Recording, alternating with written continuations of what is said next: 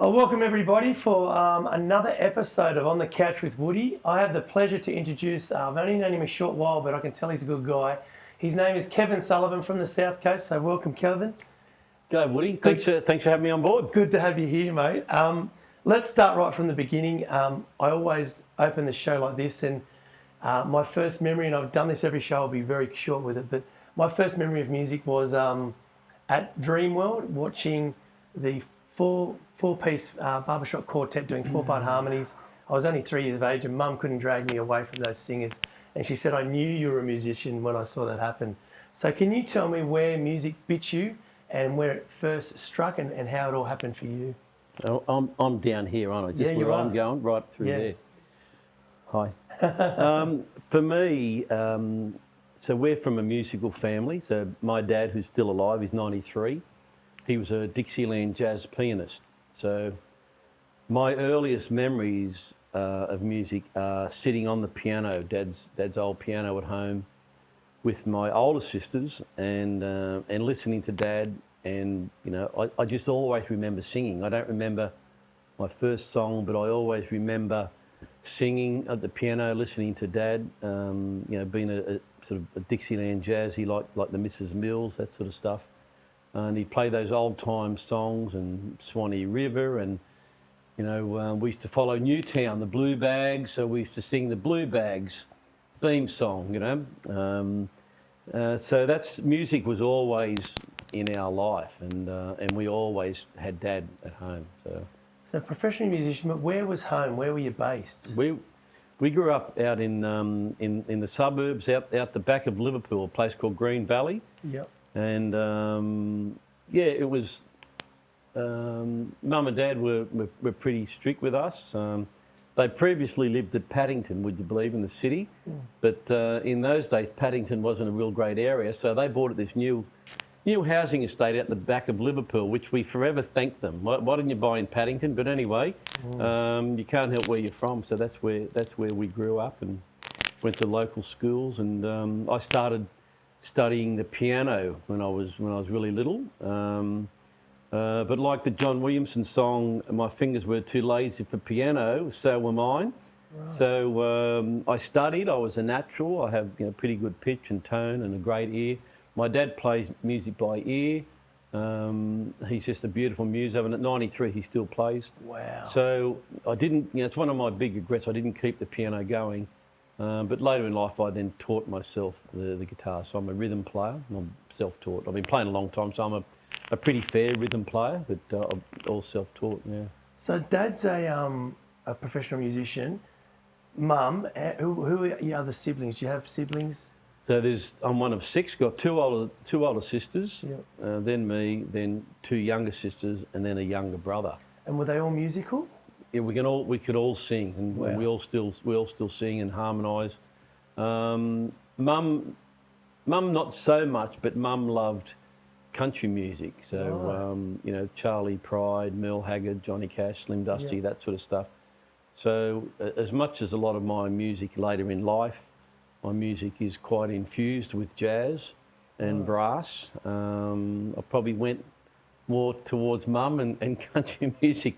Although my music, I call myself a singer-songwriter. Yes. I have a strong foundation of country music, but yes, quite often people say to me, "What are you? What the hell are you?" You know, because I wrote a song called "No Saxophone," which sounds like a full-on jazz song, and there's a big sax. I won't give it away, but there's a big saxophone solo in the middle of the song, and I'm sure that comes from my dad. And I have a love of all music, but particularly jazz. I love jazz. Right. Well, I think that's so indicative of today's culture, and I think everyone's trying to box everyone. When I listen to Beatles albums and their evolution of music, they never got boxed. So why, if they were doing it back in the 60s and 50s, why are we trying to do it now? I think that's being brave, to be that guy. I'm the same, mate, by the way. My album is crossover. It's songs from when I was 16 to 44. So it's coming out in July, but I'm crossover country contemporary adult. That's my sort of vibe. But like you as well, mate, just use instruments to voice my songs. I'm a songwriter first. So when we talk after the interview, we need to write a song together. I'd love to do a co-write.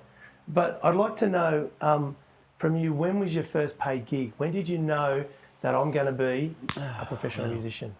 Look, I've always sung. So when I got my first guitar, and I think that was back in the late 70s, I bought my first guitar at a hock shop in Sydney. I had a motorbike. I went in there. I bought it, roped it to my back, and rode home from Sydney to Liverpool. That's rock and roll right there. Yeah. And so I always played around. You know, when I was sort of, you know, in my sort of 18, 19, I was playing. Look, I can't tell you the first paid gig. I remember one of the first gigs I did. We travelled away, and I had some other guys playing with me, and we did a gig, and then the people who owned the venue came out and said, "That's going to cost you all $20." I said, "We've just done a gig." They said, "Yeah, but you've stayed here, like, you know." So we actually, one of my first gigs, I actually paid. Paid to play. Yeah, paid to play. So, gee, I miss those days. Yeah. So, yeah, look, I joined the police. I was in the police for nearly 30 years. I was stationed in Sydney, then out west.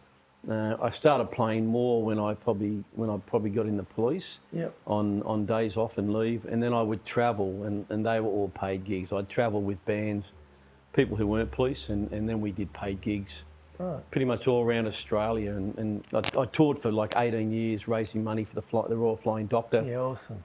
And so I played at, you know, venues all over the place. Like I highlighted at the Birdsville Races in 2013 with the band, and I had some great musos. I was always very sort of lucky / you know, bit of good management, bit of luck, that I always had really great musicians with me. And if I needed someone else, I'd say, "Craig, I need a bass player." "Yeah, Kev, I know a bloke. I need Your someone." contact, especially when you leave. Trusted the guys, and the only prerequisite I would tell them is, learn the stuff.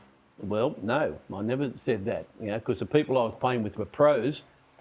The prerequisite is, because I spent so much time in the car with these musos, I say they've got to be able to play some music, but they've got to be able to sit in a car with four of us and we not want to kill each other. Have a laugh. They've got to be semi sort of, I won't use the term normal, but they've got to be able to, you know, to be compatible to sit in a car for a week, 2 weeks while we're touring. Yeah, that's more important than someone who's a maestro. I'm telling you, if you've toured, you'd know the same thing, you know.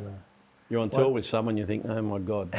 Kill me now. Yeah. Well, it's very funny, I won't go into it, but I was in the cops for 5 years as well, in my early 20s, so 20 to 25. But we can talk about those stories later. So when I left the police, that's when I was playing music all through the police days, on the weekends and my days off. When I left, that's when my whole world became, okay, this is what I'm meant to do. I remember crying out the front of Sutherland Police Station saying, "Mum, I can't do this anymore." And she said to me, "Son, what do you want to do?" I said, "I want to be a full-time muso." She says, "Just be a good one, Craig, just be a good one." She meant more than being a good one. She meant be a good person. And I get she was telling you that, but I still remember that to the day I live. Can you tell me about when love struck you? We've got your beautiful wife here, Belinda. Sounds like you've been together forever, and we'll talk about your kids as well off that. But where did Cupid go? There you go, mate. There's your girl. Look, you know, I'm a big believer at the right place at the right time. I was working in the crime scene. I was a forensic policeman. I was at Campbelltown.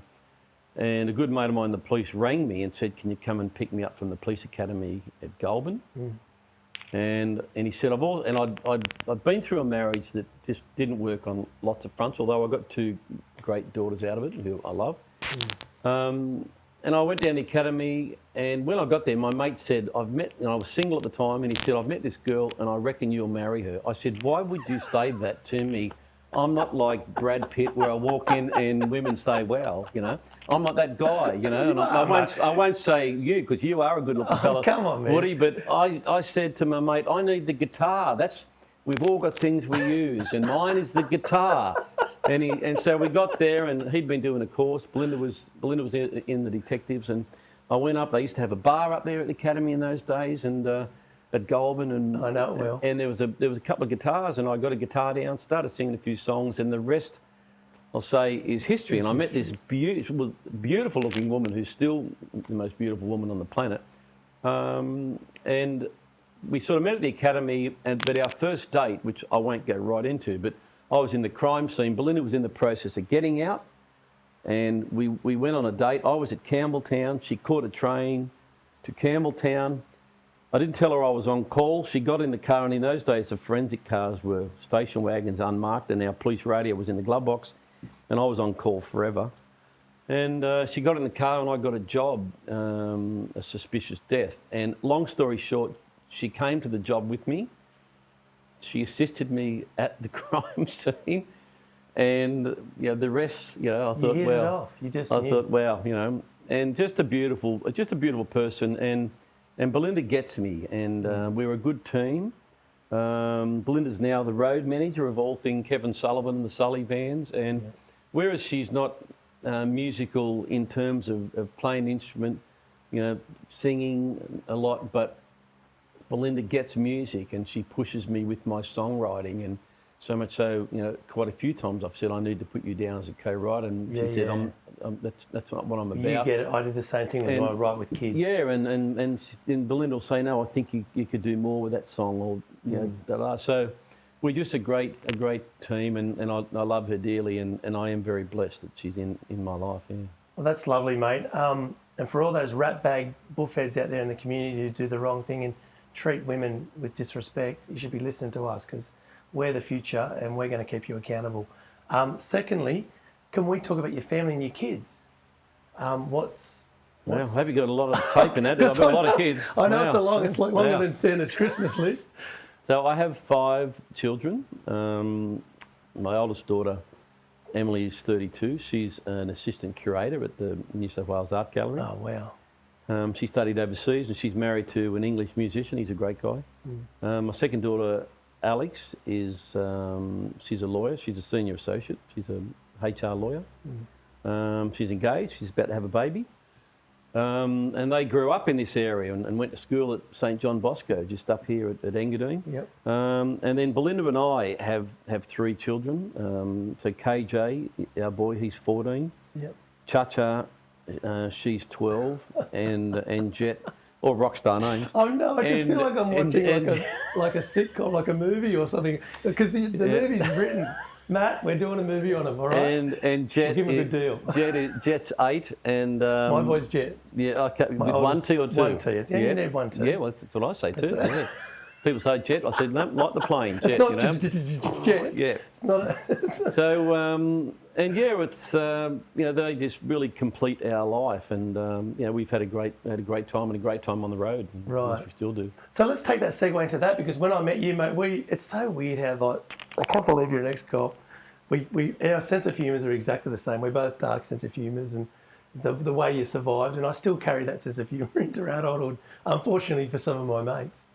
But with your family, like when you look at your family and they're all on the road with you, how does that work? When we come to a Sullivan's or the Sullivan Vans show, what do we see? Can you just describe to the listeners? Because we want to get them to your show, right? So if anyone's watching us and they follow you on socials and they see you pop up in a town, how does it work? So we've had so many people on the road talk to us about our show and say great things. And I suppose they describe me not just as a musician, but more as an entertainer. Yeah. And our performance it's a show. Yeah. Like we recently played a ticketed show at Blazers at West Tamworth Leagues during the Tamworth Festival, full band. And it's just a show. It's an entertaining experience. And people say to us, there's nothing like you guys. We're a family band, and our children have been singing and performing for so long. During COVID, we lived on the road for 2 years. We're sponsored by an amazing premium Australian caravan company called Sunland out of Caboolture in Queensland. Thank you, Sunland, for your ongoing support. And we lived in our van for 2 years. We did 170,000 Ks, over 270 shows all the way around Australia. We were on The Voice generations. So when people come to our show, our children are in the crowd, and they start from the crowd, and with some songs, and they're moving through the crowd, and the crowd. Chacha, our daughter, she sings a song by the Judds called Grandpa, and she moves through the crowd, and every show there'll be old men in the crowd who are crying when she sings it, and she sings to them, and then we do the harmonies, and and we do 3-part harmonies, which is hard. And you've been a musician, like not everyone can do harmonies, and not a lot of singers can't harmonise. So, you know, our kids, they put on a show, and it's a different dimension to me. So we really have 2 shows. So I'm a performer in my own right, and I'm still out doing shows, Kevin Sullivan, because we're mindful, we're trying to be responsible parents. It's quite difficult at times to be responsible parents and keep them in school, and you know, so we try to keep them in school, and they don't like being out of school, you know, because we had so much time. So we do my show, and then we do Kevin Sullivan and the Sully Vans, and it's a real dynamic. I suppose following in the footsteps of the old Slim Dusty band, the family show, or Bill Chambers and the Dead Ringer band with the young Casey Chambers, and you know. So it's a very unique experience, and festivals that we play all around the country, and they love us. So, you know, people are like, who the hell are you guys, and where are you from? And we get that all a lot. We also get, and as you know, it's one fan at a time as a musician, and so we're focused on that. We stay in our lane too. We don't compete with anyone, and you're in the music industry, and it's, you know, it's a great industry, and there's some great people. There's also some different dynamics in the music industry, and so we don't compete with anyone apart from ourselves, and we just stay in our lane. We do our thing. We're different to anyone, and when you come away from Kevin Sullivan and the Sully Vans, you've had an experience, and it's a really nice musical experience. Like, describing that to me, it's almost like a musical circus. Like, in a way. Like, well, so you got the circus bit, right? It's certainly a circus at times. Yeah, with the personality. But you know what I mean? Like that kind of, when you go to see a good circus, it doesn't matter. Like, I've been to I take the kids, my boys, to the one, even the cheap ones, because I want them to see what the grassroots is like, and the all bells and whistles ones, because there's culture and art in all of that. And without seeing it all, you don't get perception and perspective on what's great art, because it's so subjective. But what's your plan? Like, how many have you released albums? Is it always covers, or you're doing your own songs? Like, no, I'm predominantly a singer-songwriter. Do we do covers at our shows? Of course, everyone has to. And anyone says I don't do covers, wake up. Yeah, that's right. So I've always been a singer-songwriter. I've always written original music for a long time, you know, 20, 30 years, and just had them there. I've got hundreds of songs. I released my first album back in 2018. It was called Belonging. It's a wide range of songs from places that I've been, people and stories. As a country artist, and I suppose I have a strong foundation of country music, storytelling is very important. So, you know, on my first album I had songs like Unknown People, and I worked on the Waterfall train disaster in my capacity as a forensic crime scene officer. I later developed post-traumatic stress from my days mainly doing forensic work and basically living at the morgue, I describe to people. I'm currently writing an autobiography from my transition from police forensic officer to, you know, singer-songwriter. So I'm working with a best-selling author, and we're writing autobiography. So we're sort of, you know, halfway through doing that. Yeah. But yeah, it's I just. When you were at Waterfall, I was on the phones at Engadine Police Station. Wow. Well, I didn't go to the scene. Being a forensic officer, we did a thing called disaster victim identification. So I got a call that afternoon it had happened, and they took all the bodies to the Glebe morgue and then put a team of forensic crime scene investigators together. And then you go to the morgue and you do a role called disaster victim identification. So quite hands-on at the morgue. And I did that for Waterfall. I did the same thing for the Thredbo disaster. I did the same thing for the helicopter that crashed in Nias in Indonesia. So my first album, Belonging, has songs like Unknown People, which I wrote, and we filmed the music video at Port Kembla, where that train sadly was headed that day. There's a song I wrote, the title track, Belonging, and Belonging was about, I talk about my 5 children. Belonging is the title track of the album, also the name of the album. It's about dealing with that separation, with sadly so many of us in this day and age are going through sort of separated families. And being from a big family, a close family, I never got used to not having my two daughters, and after the separation, which wasn't overly amicable at the start, I just never got used to that. So belonging is about, there's a line in the song Belonging that says, singing songs of love was your way. It helped us get through every day.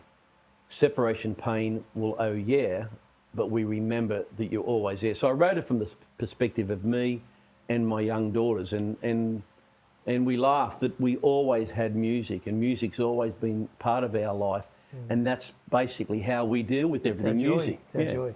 Well, mate, it rescued me, and I met my wife through music because Hayley was at a business awards that we actually were fortunate enough to win before I started my business. That sadly went broke, and then I started my business here.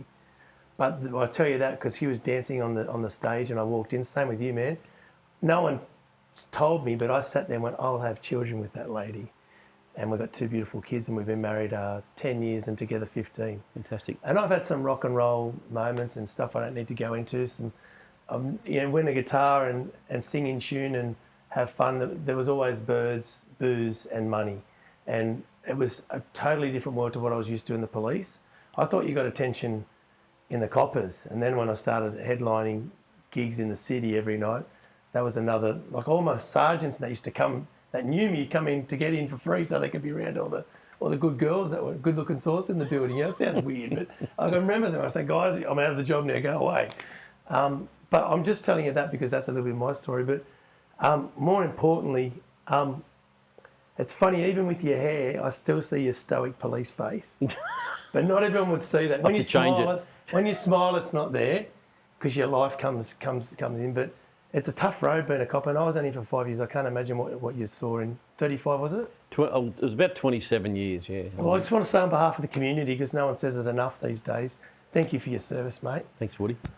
I get a bit emotional when I say this stuff, but, even you've got to thank anyone in emergency services, whether it's the ambulance, the fireys, the police, the army. A lot of those people don't ever go in to do the wrong thing or anything. They all go in there to help the community. Yeah, it's true. So let's go on a lighter note. Let's talk about where the future is of the band. If there's any releases coming out, I want to write a song with you one day. For whatever it is, we will talk about something positive. Because I always find it's easier to write the sad songs for some reason. It's easier to lean on an E minor chord. But when I write country, I want to be in a major key, You can tell a sad story but playing in a major key, and it's a brilliant song, And I'm like you, mate, a lyricist. Yep. So what's the future, mate? The immediate future. Tell them, and then we'll talk about your socials after. We're very busy. Our life is very busy, and I got out of the police. I broke my right humerus. This is the bone between your elbow and your shoulder. Yep. I broke it in 7 places. I ended up as an inspector of police at Redfern, and my wife Belinda always tells me, when she first met me, she said, "You should have always been a musician." And she said, "No, you were a great policeman, but you're an entertainer. You're a great musician and showman." And so when I was going home from work from Redfern, we lived in Alexandria, and I come off my push bike, and you become very institutionalised in the police, and a lot of those jobs, you do it for so long, you don't think you can do anything else. In fact, after you do a job like the police, you can do anything. Yeah, that's right. And so I broke my arm. I was off. They messed up the operation. I was off work then for 2 years. And the PTSD then came, and I really struggled. But Belinda said to me, "You're like a lot of males. You don't listen. You're a little bit stubborn, and I've been telling you to do music for a long time. So God has thrown you off that push bike." Now I said, I don't believe God goes around throwing people off push bikes, but maybe Woody, he gave me a gentle push because I got out of the police, and even though I'd been playing music for 20, 30 years in the police, similar to you, when I'd been out of the cops a couple of years, and I did a course called the Senior Academy Country Music course. Kevin Bennett from KB and the Flood was my tutor. And then I released my album Belonging after I did that. I already had the album done. I released it, and they called me an emerging artist, and I thought, wow, I've taken a long time to emerge, but because I was in the whole, the music industry sort of machinations of the whole industry there. So the future is I've released a lot of songs. I've done a few co-writes. I co-wrote a song with Bill Chambers, Casey's dad, called High Country Snows. We shot the music video down in high country. I'm riding a horse, and I did have a man bun. I apologise for the man bun when you see that. It's on Kevin Sullivan Music on YouTube. It took 10 years, I think. But I should never have done. I don't know what I was thinking. But when I got out of the police, and I loved the police, but I said to my wife, and I'm never growing my hair again, because I just wanted that separation. I've released, I think, 7 singles from what will be my next album. I released a song called Just Don't Mention Christmas, which is my only sort of, not political, but it's my only pushback song against this crazy PC world we live in. And our youngest daughter was at a preschool and many years ago, and they didn't call the concert at the end of the year the Christmas concert. So I wrote a song. You couldn't even use the word Christmas, and I thought, what is this world coming to? So I wrote a song called Just Don't Mention Christmas, and I've had people all over the world contact me about that song. Yeah. I released a song called Luann, Against the Tide. One of my proudest songs I've released that will be on the new album is I went to Gallipoli in 2015 with my brother for the 100-year commemoration. Yep. And we sing at the dawn service in Gerringong, and our kids do the national anthem. And I wrote a song called Pilgrimage, which won some awards. It won the Tamworth Songwriters Association Traditional Song of the Year 2 years ago. I'm very proud of that. That's awesome. And it talks about, like you just mentioned, and you got a bit emotional, and I do too when I talk about this song and when I sing it. Quite a few times I've broken down on stage singing this song. I look at my wife and I'm like, what am I doing? I know, you're trying to you get in the moment, and it's only maybe 2 or 3 times. And Pilgrimage is about acknowledging the men and women who've served this country and those who continue to serve. And when I sing Pilgrimage on stage, I always say, look, there's a lot of things you could say about America, and probably a lot of it you say is true, but I've been to America, I've recorded in America, I've performed in America, and something that Americans do better than anyone is no matter where you are, if you've been to a bar or the movies or you're in a shop, the very first thing they do before anything happens, they say, do we have any members of the military here? And where are you? We just want to thank you for your service. Thank you. And they make a big deal and they mean it. And I say that Australians, we could do a bit more of that. 100% we could. So my song Pilgrimage, I always do a shout out, and it's a song I'm very proud of. It's on the new album. I've just released, as yourself, when you're playing around the country, you'll be doing a gig, and every now and then this passionate group of people will get up and start line dancing. And I remember the very first time they got up, I'm doing the gig, I'm thinking, what is going on here? Where did that come from? Yeah. And they're very welcoming. And I was at a festival and I met this line dancing superstar. So I wrote a song. I wrote a line dancing song, and I learned all about line dancing, and I released it in November. It's called The Stroll. We filmed it down the South Coast. It's all colour. It's on the Country Music Channel at the moment. And the latest song I've just released is the song While We're on Tour. All getting back to your question now, what's happening? This is the new album that's out in June. And we were on tour. We were running low in cash. We'd gone into the Northern Territory, and we came across the Three Ways Roadhouse. And like the song says, 15 miles out of Tennant Creek.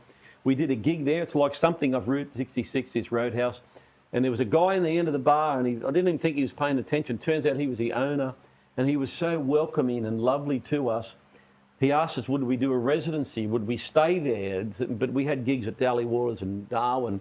So we did another show. Now, I came home as a singer-songwriter. I woke up at 2 in the morning. I was supposed to be in the studio. I had 4 more songs for the album. And I woke up and I wrote this song called Three Ways. And 3 days later, I said to the producer, I'm taking one of the songs out. I'm putting this one on. He said, where's that song come from? I said, I just wrote it. He said, that's a great song. So that's Three Ways. That's my latest song. It's only been out about 2 weeks. And Belinda and I flew back to the Territory and shot the music video in Tennant Creek and at the Roadhouse and the Devil's Marbles and Alice Springs. And, the Territory gets some bad press. So there's lots of things coming out. My album's out in June. The autobiography hopefully will be out the end of this year, early next year. We're still touring. We tour around holidays now because of course, with the school. We try to keep the kids in school. But the show must go on. What's the like? Is your website and your socials? Because mine's at Craig Wood Official for everything. Yeah. What's yours? So website kevinsullivanmusic.com. Yep. Facebook Kevin Sullivan Music. Instagram Kevin Sullivan. They used to call me Sullo in the contest. ULLO. And YouTube Kevin Sullivan Music. So we've got about 8 or 9 music videos. Actually, at the moment, I've got 2. It's really hard to get one on the Country Music Channel. I've got 2 on the Country Music Channel at the moment. Thank you, CMT and Sam there. Yes, Sam. So the Stroll and Three Ways are both playing on the Country Music Channel on different parts. Well, mate, the old saying, my sister says to me, it's not how you start, it's how you finish. We both have probably very similar parallel lives in that we're, like I'm the same, they go, like they say, oh, you're the quiet achiever, Craig, in the country scene. I'm thinking, I don't want to be the quiet one. I want to be out the front rocking it out. You've got to be careful of the quiet ones, I was always taught. Yeah, but you know what I'm saying? Like it was just, like it's like me as well. And I'm not even going to put the time limit on it because I always say to people, and I've learnt so much from your interview today, mate, that I can take moving forward. There's always wisdom in age, and all of us need to listen to our young and our middle and our olds and judge people on their person, not necessarily on their age. But I always like live by, when you're going down that road of trying to work out what you're meant to do, and have I made it, that golden egg that everyone says. There's no such thing as I say I'm making it, because I've never made it. Because once I've made something, there's the next challenge in life. But is there anything you'd like to say to your fans and your friends or your family? Because, mate, I've had a ball today, and hopefully you can come back in a year's time and your records go on gangbusters, and and then maybe even we'll get Belinda in on the couch. And well, I've also learned a lot from you, and I think you have to have an open mind, and you have to be humbled, which is what we try to be. I can see you have those qualities. But when you're talking about your life, as humans, there's not much difference in all of us. Humans love human interaction. For me, I have very similar sayings, and Belinda and I, as a team, and our kids, and I, as a musician and as a police officer, and I can see you have those qualities in what you've done, and your business, and your music, and your world, and your kids. You have that sort of passion, and I have it as well. And look, we want it, and we want it now, Woody. We want it now. Right, yeah. My wife says to me, "What's success? What's success? Right. Look at what you're doing. You've always wanted to be a musician. I am a musician. You've always wanted to be on the road. I am on the road. You always wanted to have a big family, to be touring, a big family. You have that." You're sponsored by an amazing caravan company, Sunland, who we own this amazing 21.6 caravan. Let's give them a shout out. They have supported us. They've given us this van.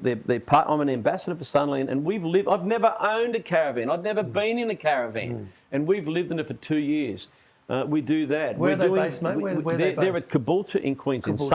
Sunland Off-Road Caravans, and thanks Sunland and the team there. And we've travelled all around Australia. We've done a lap. We were in Darwin, and the Voice rang us and said, "Will you be on the Voice?" And I said, "No. It's all about the judges." And then they rang back and spoke to my wife, who's the road manager, and she said, "I think you will go on it." And we went on it. I got to hug Keith Urban. We didn't get a chair turn, but I got to hug Keith Urban. And I talk about this on our show. It was worth it. Thank you, Keith. I know he loves your show. Yeah. Keith, it was worth it just for that. Great humour. And to talk to Keith, like to get in the room with Keith Urban and to have a talk to him, I mean, who gets that? I know. The other thing is, I say, and we should all live by this, it's never too late to chase your dream. It doesn't matter about age. And am I 18? No. Am I competing with 18-year-olds? No. I have better hair than most of the 18-year-old girls getting around, I might say. But it's never too late to chase your dream. And, I'm just living it now. Would I like to be as big as Taylor Swift? Hell yeah. But do I appreciate what Taylor Swift? I do not knock her. And our kids, we take our kids. We don't get the opportunity a lot, but if we're at festivals, we take them and we say, "Come and watch Craig Woodward. He's a great music. Come and watch."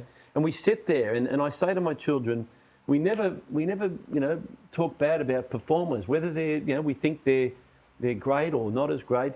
they're performing, we watch them and we learn from them, and you're humble. So, life's a learning curve, and people say your kids are having a great adventure. We're having a great adventure, the kids and us. And look, something I'll leave you with is from going back to my forensic days, and I spent, I've seen far too many, traumatic sites and far too many, deceased people. We're not here a long time, Woody, and you really have to make every single day count. And don't worry about the people who knock you, and never ever knock yourself. I've learnt that from my wife. People say to me, Kev, you're a great musician. I'd say, oh no, I'm pretty rough. And Belinda said, don't ever do that. There's enough people to knock you. Never ever knock yourself. So love the self. So look, we're just like all Australians. We're just having a go. That's what we're doing. Who knows where we're going to be a year, 10 years. I have my dreams and I'm chasing them, but I'm living that now. And awesome. It's been great to meet to meet up with you again. We connected years ago, and it's great to meet up with you. And thanks so much for having me here today. Mate, thank you, brother, and all the best. Thanks, Matt, too. Thank you to Matty from Speedy Tech Media. I can't wait. We could talk for a month, but we'll finish it up there. Thank you for supporting us. Make sure you go to our YouTube channel, Speedy Tech Media, and make sure you reach out to Kevin and myself. And it's what a wonderful interview. Thank you. Signing off. Can you do one more thing for me, mate. Woody? Yes, and so at the end of we do social media clips all around the country, the kids. Yeah. And we end with this, and you can look through your camera, and we say, we're the Sullivans, and we point at the camera and we say, see you there. So can you help me out? And you can be a surrogate Sullivan today with me, Woody. 1, 2, 3. We're the Sullivans. See you there. Let's do it again in time. Ready? 1, 2, 3. We're the Sullivans. See you there. Give me 5, Clive. Get your boots on. In a world driven by visuals, every frame tells a story. Every moment captures emotion. At Speedy Tech Media, we breathe life into your vision. Our dedicated team of experts craft unforgettable experiences. We don't just shoot videos, we create memories that last a lifetime.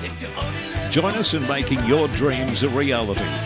Elevate your brand with Speedy Tech Media. Contact us today. Let's tell your story together.